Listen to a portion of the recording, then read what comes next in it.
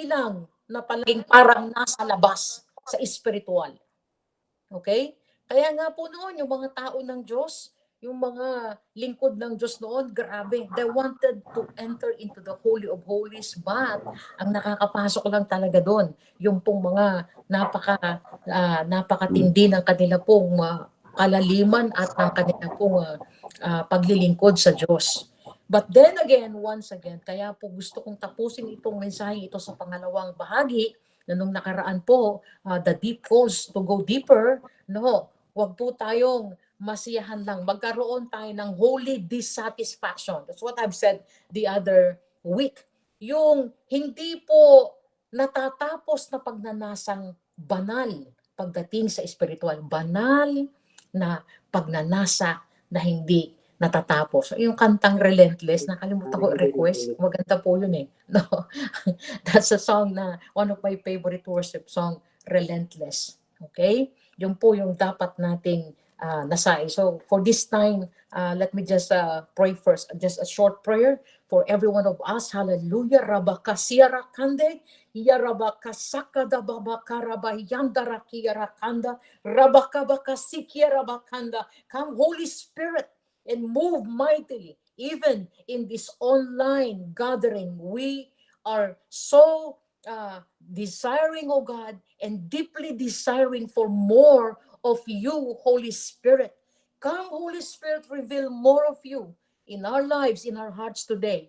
And may each one of us experience a higher dimension of you and of your presence. Hallelujah. At ito pong pinag-aaralan namin ito ay tumimo sa pinakamalalim na bahagi ng puso namin, because then and only then ay makikita po namin hindi namin ito makakalimutan at ito po ay tunay na magiging bahagi na ng buhay namin. Kaya, O Diyos, once again, move right now. Anoint me and use me as your mouthpiece, Lord God. Let the power of your Holy Spirit move mightily, O God, in Jesus' name, and fill each one of us. Maging seryoso kami, Panginoon, at hindi kami manatili doon lang sa labas na bahaging pang-espiritual. Hallelujah. In Jesus' name. Thank you for your greater dimension of you right now. At mula ulo hanggang talampakan namin, maranasan namin, Panginoon, ang kapangyarihan ng presensya mo at ang salita mo. Spirit, soul, and body, Lord God. I believe ito po kaya mong hipuin, baguhin, puspusin, hallelujah, in the name of Jesus. Salamat po sa pangalan ni Jesus. Amen and amen. Okay, once again, good morning po sa ating lahat. So let's go and proceed immediately to the Word of God upang magkaroon po tayo ng sapat na panahon, sapagkat mamaya ay muli po na gusto kong paglingkuran kayo sa pamamagitan po ng mga panalangin. Opo, kaya madalang po kasi tayong akong makita ninyo at makasama, kaya sinasamantala ko po ang pagkakataon. Kaya nawa, samahan po ninyo ako at habang tayo po ay nag-aaral, kayo po seryoso na nakikinig dyan kahit na wala po akong nakikita sa inyo dahil nakasara lahat ng inyong mga camera. Alright. So, nung nakaraan is nabahagi ko po at pinakita po ni Ate Cecil yung pong mga verses na babalikan po natin na mabilis lang. Mabilis lang po ako magturo. Kaya bilisan niyo po ang pakikinig. O, pag mabilis po ako magturo, ibig sabihin kailangan talagang all ears po kayo. Kasi pag hindi po kayo nakinig ng seryoso, hindi niyo po makukuha ang ibabahagi. Mabilis po kasi ako magturo. Pero alam ko that the Holy Spirit will guide us and lead us, and the Holy Spirit as the best teacher, ang siya pong gagabay sa atin. Alright. So nakita niyo po yung mga verse natin, all about the deep things of God. Ito po ay maintindihan natin, masi-search natin sa pamamagitan ng banal na Espiritu ng Diyos na sumasa atin. At ang mga bagay daw po na mga malalalim patungkol sa kanya pong tipan ay kino-confide. Pag sinabi kino-confide, pinapaalam ng Diyos, mararanasan, makikita natin at ipauunawa sa atin, especially if we have deep fear to God. Pag sinabi pong getting deeper to God, lahat lalaliman natin. Malalim na pananampalataya, malalim na pagmamahal, malalim na pangunawa, malalim na pagnanasa, lahat malalim. Hindi mababaw. Kasi nga po, sabi ko nga nung nakaraan, nagbigay ako ng example, ang mga matitindi at precious stone, mamahaling stone, perlas, nakukuha po yan. Yung mga perlas po na mga original, mamahalin ay nakukuha sa pinakamalalim na bahagi ng karagatan. Yung mga matitinding precious na mga diamonds and stone na mamahalin, hindi yan nakukuha sa tabi ng daan. Nakukuha po yan doon sa pinakamalalalim na bahagi ng mga bundok na kailangan nilang hukayin. Hallelujah! At sa ating pong buhay, sa espiritual natin pong buhay sa harapan ng Diyos, kailangan din may gawin tayo. Katulad ng sinabi ko kanina, never stay on the surface spiritually.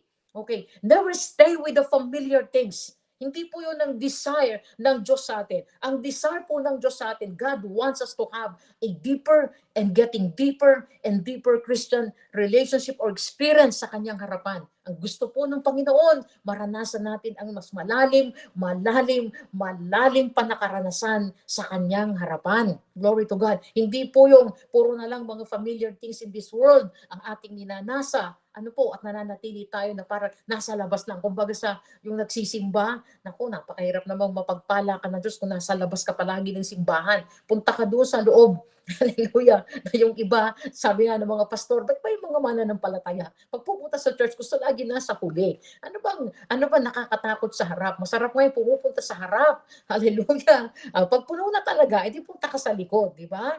Okay po, ibig sabihin talagang pag pumupunta ka palagi doon sa harap, meron kang gusto na marinig, meron kang inaasahan sa harapan ng Diyos. Hallelujah. So yun po ang gusto kong ibahagi ngayon. Okay, yung signs of a deep faith, and of course, ano yung reward o ano yung mga advantages nito.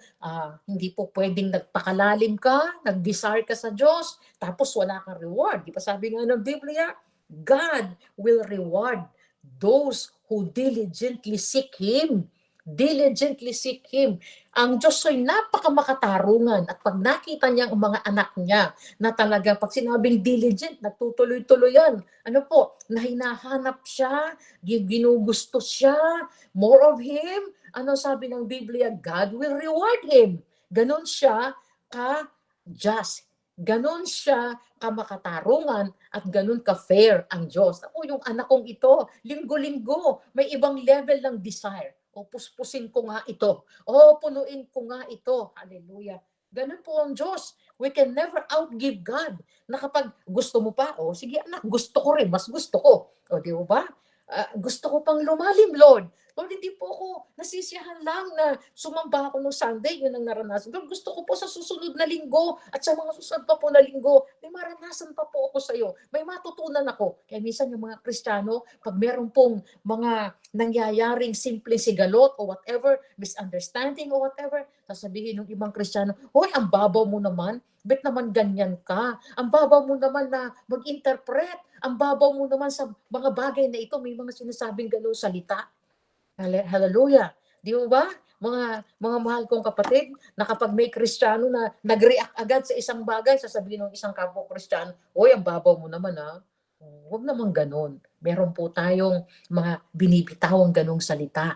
Hallelujah. So this time, tingnan natin, ano po ba ang mga palatandaan na ang isang mananampalataya at isang Kristiyano? Tingnan po natin, magkaroon tayo ng very honest self-evaluation today. And of course, if we are honest at alam natin na ating pong pag-i-evaluate sa ating pong sarili sa harapan ng Diyos pagdating sa espiritual, tutugon tayo ng tama. Ganun yung malalim. Okay? Ganun yung malalim ang pananaw. Alright? Of course, our objective is that to help us identify yung markers ng mature and deep faith and understand, of course, the practical, psychological, and spiritual advantages. Lahat to. Okay? Practical, psychological, pagdating po sa ating mga pananaw, and spiritual na advantages sa buhay natin. Ano po yung mga tanda ng mga lumalalim ang pananampalataya? At lahatin na natin, lahatin na natin. Hindi lang pananampalataya. Kalakip nito, okay, yung binanggit ko kanina. Malalim ang pagmamahal, malalim yung kanya pong pagbibigay ng sabihin na nating pag-aaral sa mga bagay-bagay na nagaganap sa kanyang buhay. Okay, number one, of course, tanda na malalim ang Kristiyano. Yan. Having internal peace and resilience. Pag sinabing internal peace, grabe. Ang kapayapaan niyan ay parang kapayapaan ng mga ibon. Di ba yung ibon sa kagubatan, kahit anong gulo at ingay sa kagubatan, sila po ay nakadapo sa mga sanga at umaawit, nagtutwit-twit. They are not disturbed and they are not affected ng anumang kaguluhan sa kanila pong kapaligiran. Yun ang isang mananampalatayang merong malalim na kapayapaan na talagang galing sa Diyos. Na kahit anong mangyari sa kapaligiran, siya po'y nagdadasal lang at meron siyang kapayapaan. Okay? Pag sinabing resilience, matatag yan. Glory to God. Hindi puro takot. Hindi takot sa kung ano man na nangyayari sa ating paligid. Kasi ano po yung favorite verse ko na inuulit-ulit ko noon in the book of, I think the Psalm 37, 18 and 19, that in the midst of crisis, the people of God will experience plenty.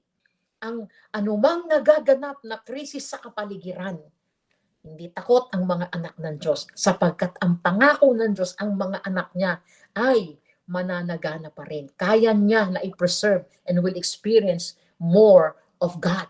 Do you believe in that? Walang takot. No room for fear.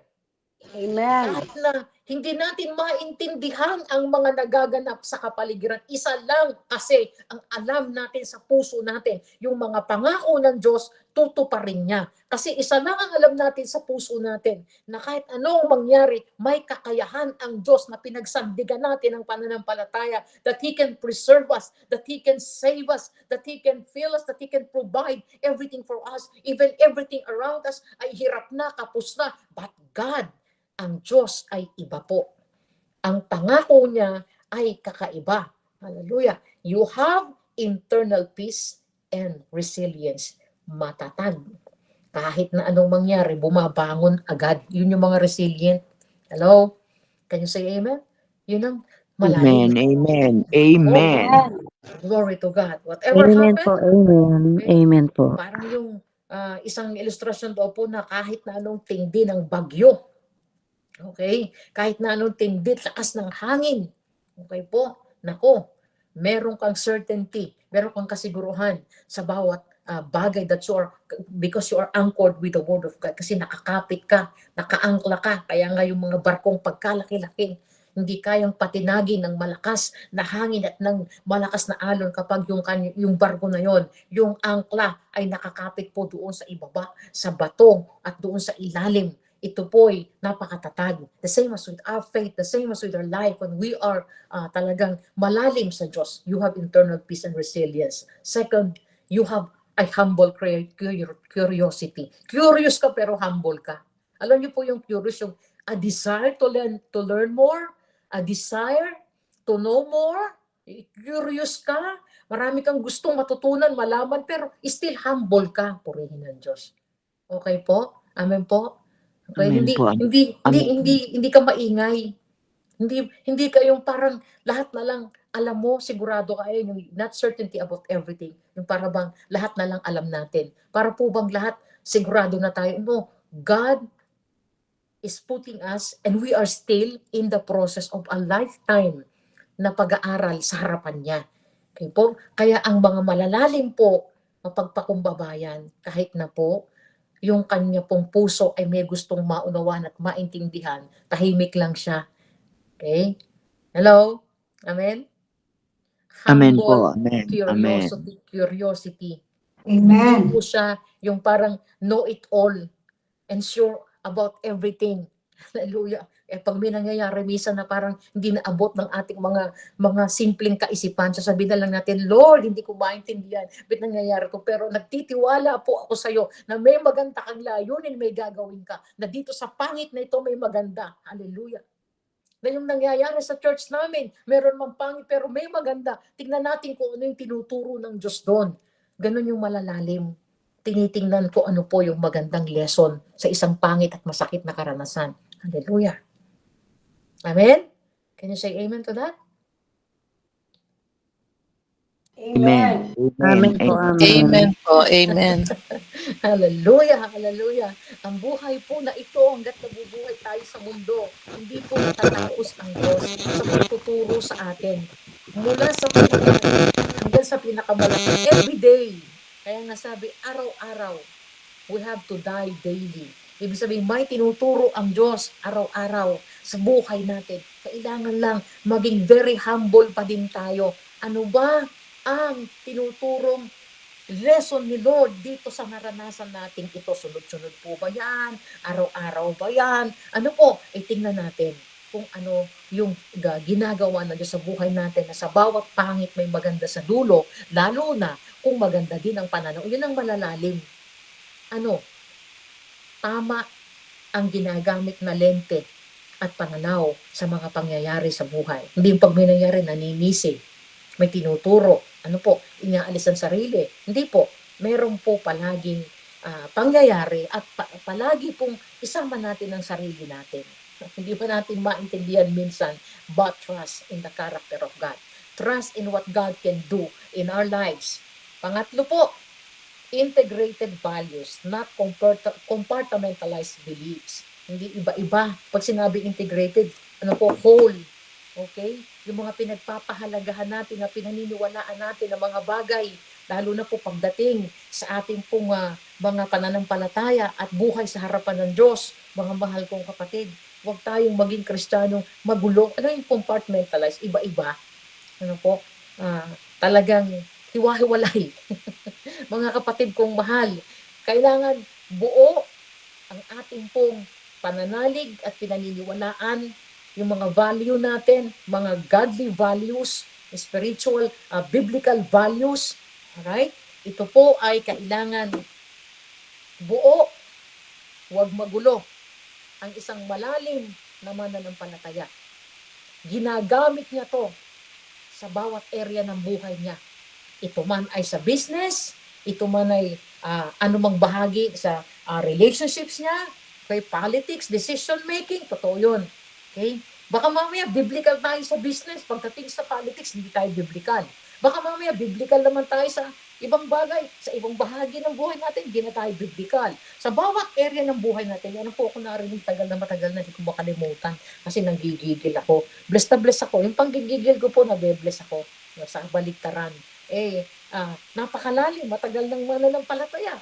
Ano po, kasabi-sabi, hindi, basta ako sa negosyo, hiwalayan Diyos dito. Ha? Kahit ganun. Kahit saan, ng bahagi ng buhay natin, hindi pwede ihiwalay ang Diyos. Kaya nga, Christ-centered, Bible-based, ibig sabihin po, mapa anumang bahagi ng buhay natin, pananalapi, business, relationship, entertainment, politics, whatever. Hallelujah. Dapat consistent tayo na yung ating pananalig at yung salita ng Diyos, iyon ang ia-apply natin. Hindi yung sarili nating belief, tapos hindi po yung mga nakaugali. Minsan, Kristiyano na nga, dami-dami pang kaugalian. Mga pinamana na kaugalian ng mga ninuno. Abay, isinasama pa natin sa buhay spiritual natin at sa mga biblikal na pananaw. Pagka po talagang sa salita ng Diyos tayo, alisin na po natin yung mga nakaugalian natin na ipinamana ng ating mga ninuno na sila po'y namatay na pero binubuhay pa yung mga tinuro nila. Hello? Amen?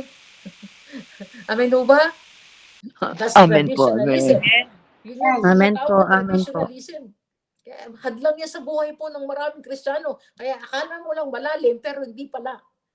Mababaw pa pala tayo. Ano po? Ang isang malalim na mananampalataya, talagang pinapahalagahan niya kung ano yung pinananampalatayanan niya sa lahat ng area. Nagbi-business ka, o di apply mo yung salita ng Diyos. Maging tither ka. Maging faithful ka po. O, business, unahin si Lord. Hallelujah. Trabaho, unahin si Lord.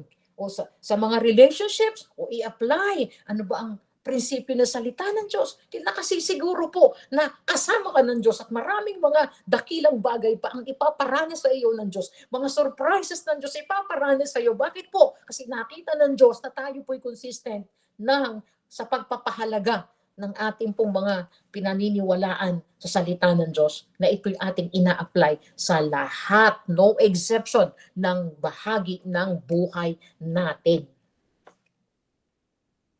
Okay po? May natututunan po ba? Amen po, amen. Amen. Amen. Talagang nawa po ninanamnam nyo nga. Ano, number 4, ang isang malalim na mananampalataya. Grabe ang compassion niyan. Compassionate action, not just correct doctrine. Totoo po yung sinabi ko nung nakaraan. Huwag mag-gather ng information. The best is transformation. Alright? Aanin natin ng maraming impormasyon. Wala namang transformasyon sa ating mga buhay. Opo? Aanin natin yung anyo ng kabanalan. Wala naman tayong kapangyarihan. Nire-rebuke nga yan sa Biblia noon ng mga alagad.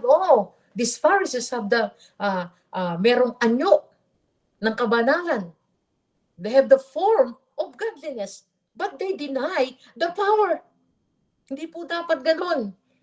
Okay, wag lang anyo ng kabanalan, kundi may kapangyarihan at may impact ang buhay natin kahit saan tayo dalhin ng Panginoon. In Jesus' name, makita po ang pagiging mananampalataya at talagang tunay na Kristiyano, tagasunod ni Kristo. Hindi lang puro information, but nakikita ang transformasyon. Hindi lang puro knowledge, my beloved. Hindi lang puro correct doctrine o kung ano-ano pa man na kaalaman, kung hindi makikita po sa ating buhay ang tunay na malalim na kahabagan, especially sa panahon ngayon na napakarami na pong nagaganap sa ating kapaligiran. Kahabag-habag po ang mga kapwa natin Pilipino, kahabag-habag ang mga nasa politika na bulag at talagang nalulunod po sa greediness at sa napaka maraming evil acts and evil works. Yan po dapat iniiyak natin sa Panginoon.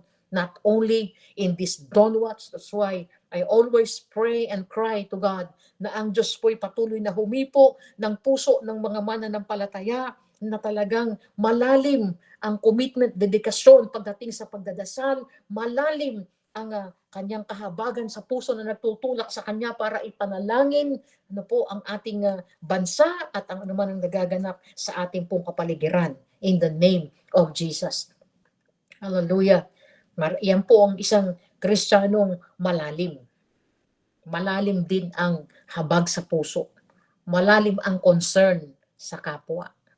Hindi self-centered. Okay po? Pag Christ-centered ka, soul-centered ka din po. And yung salvation po ng mga kaluluwa, nakasentro ka din dyan. And of course, another one, gratitude and joy. Mapagpasalamat at puno ng galak ang kanyang puso. Okay? Mapuno ng gratitude ang puso niya. At walang spirit of entitlement. Mahirap po yung dahil ginamit tayo ng Diyos, dahil po meron tayong mga position. So, ako naman ang pastor dito. Ako naman ang ano dito. No. Tayo po ay kasangkapan ng Diyos. Tayo po ay daluyan ng pag-ibig ng Diyos, ng habag ng Diyos.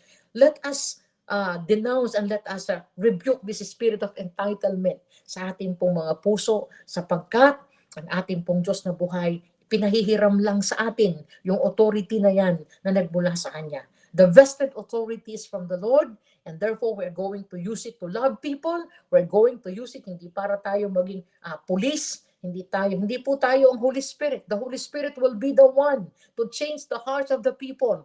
Our responsibility is just to love them, rebuke them with love, and share the gospel with them with love. Alam niyo naman po yung mga tao sa paligid natin, minsan ayaw nang na-correct, ayaw nang nare-rebuke. Di ba? Kapag meron kang itinuwid sa kanila, sasama po ang loob sa atin. Minsan po, talaga naman, ang tindi. Kawawa ang mga pastor.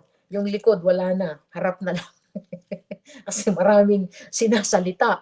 Ano po, mga mahal kong kapatid, so therefore, di mag-ingat tayo lalo. At alisin na natin yung spirit of entitlement. Okay? Gamitin natin ang ating pong mga responsibility sa tamang paggamit na puno tayo ng pagpapakumbaba, pag-ibig, puno tayo ng malasakit sa kanila.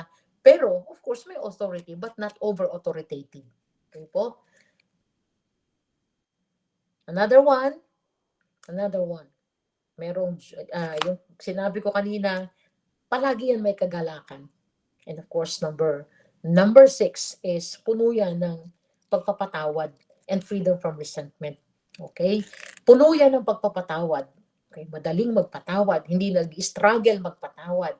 Ang isang malalim na Kristiyano, okay po, itong mga tandang ito actually, kung pwede lang, tapusin natin, marami pa, pero within the 6, with the 6, makikita nyo po, ito yung mga pinakamahalaga na dapat pong nakikita sa atin. Okay? I'll say it again. Hindi ka nag-i-struggle, hindi ka hirap, at hindi ka nagtatanim o hindi natin pinagtatagal sa puso natin yung pong resentment and bitterness na nagkakaroon ng chain reaction sa buhay natin, mga mahal kong kapatid. Hallelujah. But yung pong forgiveness ay agad nilang nilalapat. Ganun yung mga malalalim. Malalim ang puso niya pagdating sa pananaw, sapagkat sa pagpapatawad, una na tayong nakaranas ng kapatawaran mula sa Diyos, and then ito po ipaparanas na lang din natin sa iba na alam nating nagkakamali at alam nating nakasakit, hindi man sa atin o sa ating pamilya. My beloved, these are deep signs of a deep believers, right? Deep in faith, deep in the relationship with God. Malalim ang relasyon sa Diyos. Malalim ang kanya pong pananaw sa salita ng Diyos. Malalim ang pagnanasa niya. Hallelujah. Na siya'y mabago pa sa harapan ng Diyos. Alright, tingnan natin kung tayo po ba'y free from resentments. Okay, free doon sa mga unforgiving spirit. Kung meron pa po niya sa puso natin, ako, alisin na po natin. Kasi makikita niyo isang symbol niyan, pag ang tao paulit-ulit binabanggit pa yung mga nakaraang pagkakamali ng kapwa. Okay? Ibig sabihin na meron pang natira. Kailangan i-uproot natin yon. Kailangan wag na nating banggitin. Kung nakaraan na po, sige na. Hayaan na natin yun sa Diyos, at Diyos naman ang siyang gaganti. Okay? Kaya po ang isang malalim na Kristiyano, hindi na po yan nagbabalik-balik pa sa nakaraan. Hindi na po yan nagbabanggit-banggit pa ng nakaraan. Ang nagpatawad ay nagpatawad na, lumimot na, at yung ng mga bago ang ninanasan niya, na maranasan niya. Amen? Amen po ba? So those Amen are the po. 6 Amen. Amen. signs. Hallelujah. Hallelujah. And of course, ano yung advantage nito pag ikay malalim? Okay, naalala ko nga po nung kami po ni Pastor Joel ay mabata-bata pa. Yan. Parang hindi ko po alam kung wala pa yata kaming anak noon. Yung bahay po namin na maliit noon by faith. Meron po kaming poso doon sa likod na doon kami naglalaba.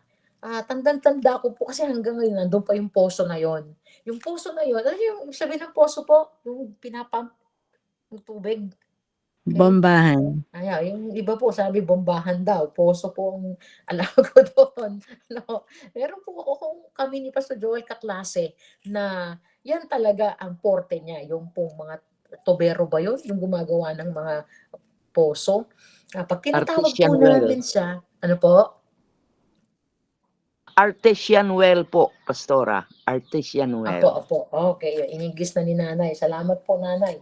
Alam niyo po, kapag kami nagtatawag ng gagawa, alam niyo ba kami nagtatawag?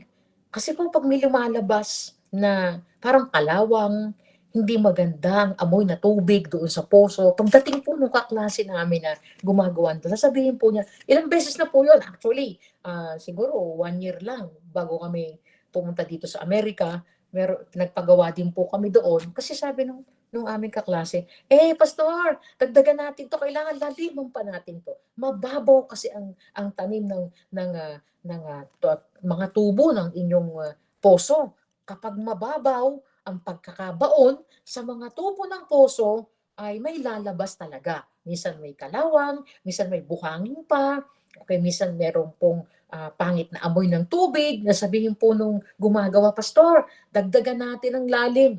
So baon na naman. Binakbak po yung tiles namin sa likod para po magbaon ng tubo. Kulang daw sa tubo. Kaya po, pag tinignan nyo mga mahal kong kapatid, maganda po talaga ang lumalabas na tubig sa posong napakalalim ng tanim ng tubo. Pag binaon, nasa ilalim yung masasarap na tubig. Hallelujah! Na sa buhay po nating mga mananampalataya, kapag ka po malalim talaga tayo sa Diyos, Hallelujah. Kung ang sarap ng lumalabas sa labi natin. Ang sarap ng mga naririnig sa atin. Glory to God. Nakakapag-encourage tayo. Nagiging pagpapala tayo. Alam niyo yung kapag kapo daw tayo, yung presence natin, nabibless yung tao. Wow, praise God. Pero kapag ang presence natin dumating, hindi na-bless ang tao, nako, may problema tayo. Ano?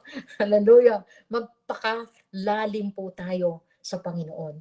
Sapagkat greater things, unsearchable things, sabi ng Jeremiah 33. Anak, pakipakita mo nga muna yung verses na dinagdag ko kanina, ate Sel, before I give these three. Tatlo lang naman po yung advantages of a deep faith. No? Sabi doon, call unto me and I will answer you and tell you great and unsearchable. Unsearchable are deep things. Mga malalalim na bagay. Kapag ka po ang Kristiyano, malalim tumawag sa Diyos, malalim magdasal. Ito yung sinasabi ko po sa inyo, wag lang basta dasal. Dapat malalim ang dasal. Hallelujah. Yung puso natin, matindi ang paglapit sa Diyos. Ano po sabi niya ni Lord? I will show you great. I will tell you great and unsearchable things that you still do not know. Mga bagay na dakila at malalim ang ipapakita ko sa iyo, ipaparanas ko sa iyo, ipapaintindi ko sa iyo, anak. Hallelujah. Yun yung sinasabi ni Lord na hindi mo pa alam, hindi mo pa nararanasan. So kung nagpapakalalim ka, then ipaparanas ko din sa iyo yung mga bagay na hindi mo pa nararanasan. Ayaw niyo po ba yun? Hallelujah. So, yung consistency sa ating pagtawag sa Diyos ng malalim na pagtawag ay napakahalaga sa harapan ng Diyos. Another one, anak, pakipakita mo na yung another verse again. Sabi po dyan, ito sinabi ko na to last week, the Lord confides in those who fear Him, He makes His covenant known to them. He makes His covenant known to them. Yan. Ipinapaalam niya yung kanyang tipan sa atin. Hallelujah. The Lord confides in those who fear Him. Those who are close to Him, those who are getting deeper to Him. Yan. Okay, and the last verse, anak. Last verse before I go to the three advantages.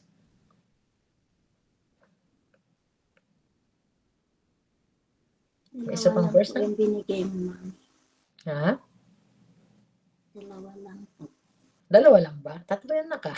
Sige. Mamaya na lang yung isa. Alright, let's proceed to another part. Punta po tayo sa another part. Of course, pagdating po dyan sa advantages, okay? Number one, psychological and emotional advantages. Yan. Kapag malalim sa Panginoon, sabi ko nga kanina, sa kaisipan at sa emosyon. Okay? Pag malalim ka sa Diyos at sa iyong talaga namang karanasan sa Diyos, hindi po kayo at hindi po tayo madadaig ng mga emosyon.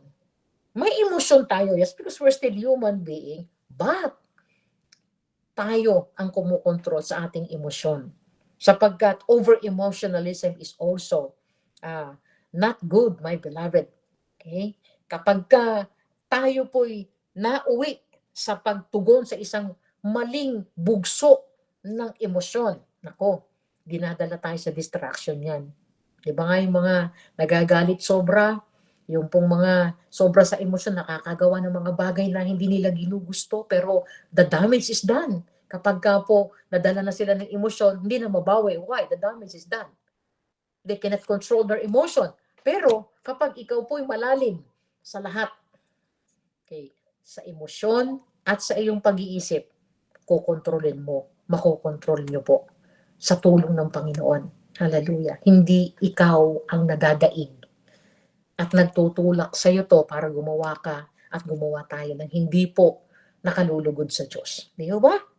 Pag malalim ka, isip at iyong emosyon ay magiging maayos. Hindi ka nape-pressure agad, hindi ka nadadala ng anxiety sapagkat alam mo sa puso mo, hallelujah, may isang malalim ka na pananaw sa salita ng Diyos. Pangalawa, relational and social advantages. When it comes to pagiging malalim, nako, yung mga relasyon sa kapwa, malalim din. Sa kapwa Kristiyano, malalim ang pangunawa, malalim po ang inyong pananaw sa kapwa natin, yung social advantages nito, napaka tindi din, ano ho.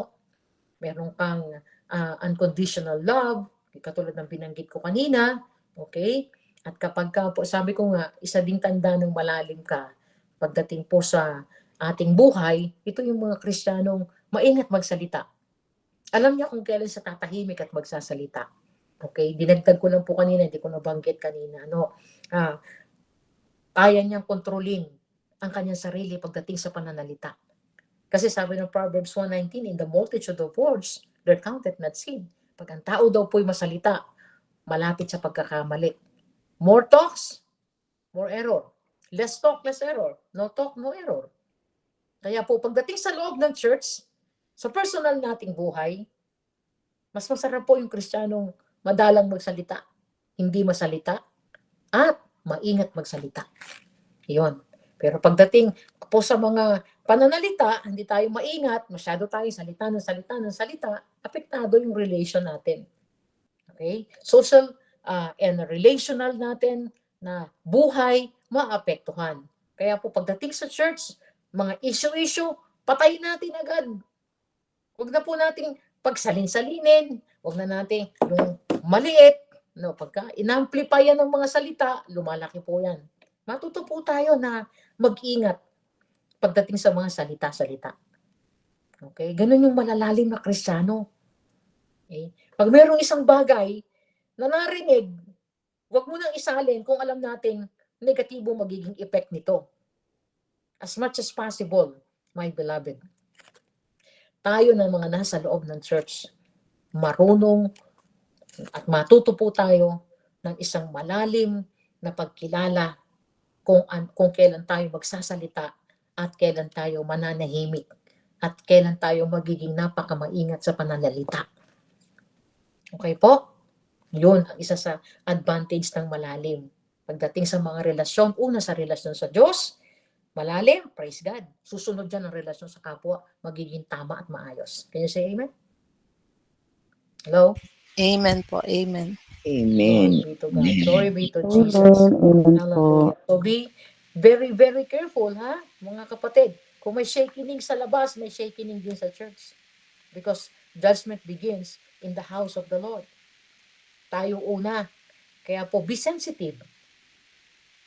Okay? Be sensitive to discern the works of the enemy, the attacks of the enemy.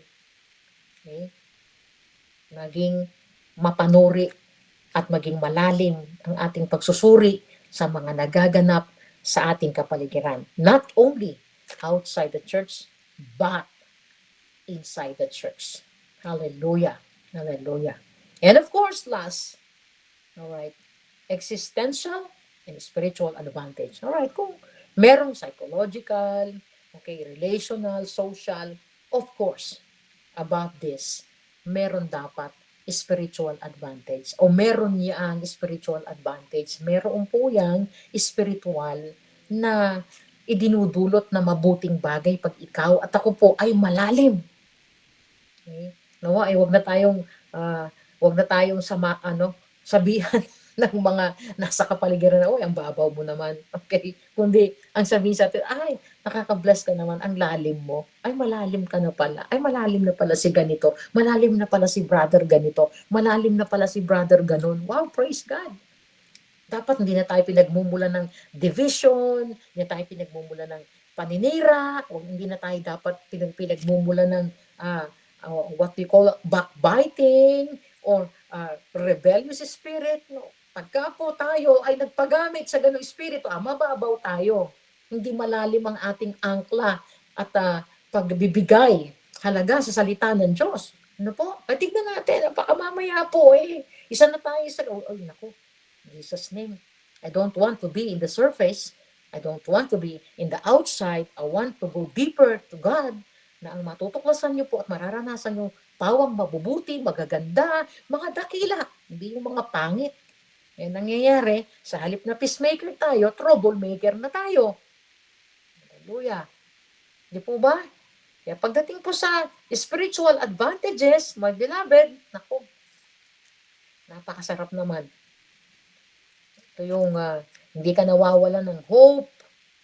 Talagang meron kang, balikan natin yung kanina, yung matinding peace, hope, matatag ka, hindi ka kayang tinagin, ano po, basta pag malalim ka, glory to God, palagi kang, I love this word.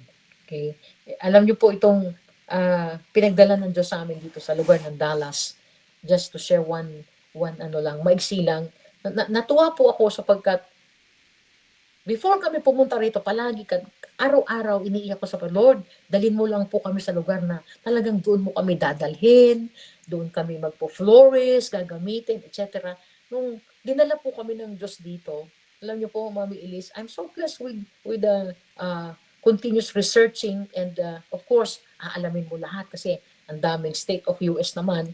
Napunta na po ako sa New York, dito sa New Jersey, diyan sa iba't iba. Mas marami po yung napuntahan ni Pastor, pero dito po, yung last na napuntahan namin, bigla akong nakita yung malaking karatula doon sa kanilang, parang, ewan ko kung anong tower yon, nakalagay doon, Ma'am Melissa. This city pala is called City of Excellence. Like, wow, I love that word. This city is the city of excellence. Kasi, when they heard Texas, sabi, magulo dyan. Hindi po lahat.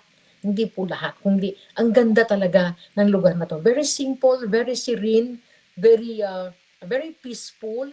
And of course, nung ako po nagre-research all about the history of this place, all about some information about this place para alam natin. So I have searched and I have found out na ito pong lugar na ito is one of the most prosperous place here in Texas. Dallas Fort Worth, we are here in Willow Bend, and I have seen na yung karato lang yung sabi ko, I love that. Why? Because I love that word, excellence. The city of excellence. Sabi ko, thank you, Lord. Hallelujah. Na mas tumalalim po sa aking puso na, Lord, thank you po. Ikaw talaga ang sumasagot kapag malalim ang pakikipag-ugnayan natin sa Panginoon. In so many ways, God will answer. God will truly, indeed, yes, yung kanya pong katapatan, ihahayag niya na sumasagot siya sa mga bagay na hindi mo inaasahan, but it's a surprise na, Lord, please help us. Panginoon, tulungan mo po kami kung ito po talaga ang lugar na pinagdadalan mo sa amin. Tulungan mo po kami na ang aking anak ay mahipo mo ang puso na hindi na kami mag-struggle to convince her to transfer and move in this place so that we will be together, hindi kami mahirapan. Hindi po kami nahirapan.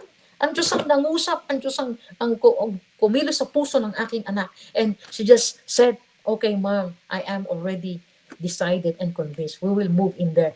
Sige po, Mami, lilipat na kami dyan. So, alam niyo yun, ang Diyos ay napakabuti na sa espiritual nating malalim na pakikipag-ugnayan sa Diyos.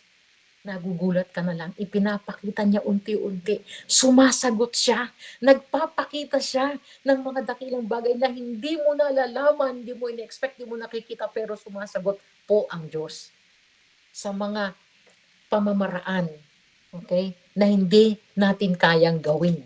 It transcends the situations na hindi mo akalain na, sumagot na pala si Lord. Hallelujah!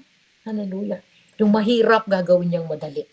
Okay? Bakit? Kasi malalim ang iyong pagtawag. Malalim ang iyong relasyon sa Kanya. Kasi malalim ang iyong pag-i-interpret sa espiritual. Kasi malalim ang pagnanasa mo na maglingkod. Malalim ang pagnanasa mo na magmahal. Malalim ang puso mo na maranasan pa siya. Wow! Pag malalim at malalim ang lalabas at makikita sa iyo, mga magaganda anak.